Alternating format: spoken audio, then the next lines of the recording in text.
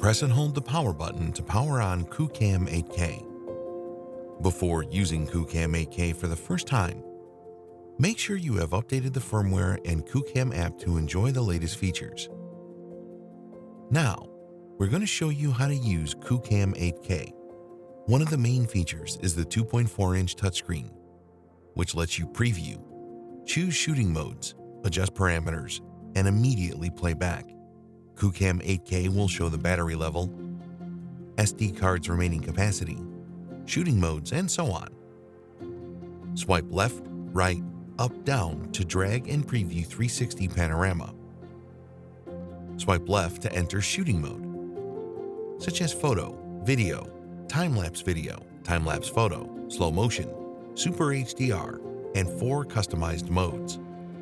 After the shooting mode is set, swipe up to set up the parameters, such as resolution, EV, ISO, and shutter speed.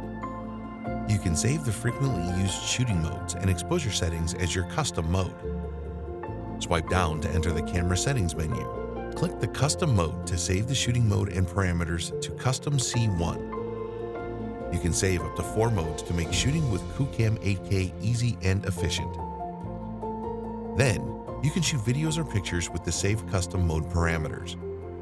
Press the Q button to quickly switch between custom modes, or swipe left to choose and start shooting.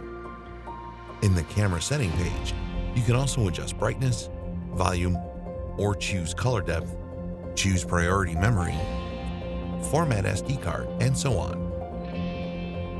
Press the shutter button to take photos or start or stop recording. When recording a video, the status LEDs will start to blink slowly. Swipe right to enter playback and check the footage and photo by category. Or swipe the screen left and right. When the filming is finished, press and hold the power button to power off QooCam 8K.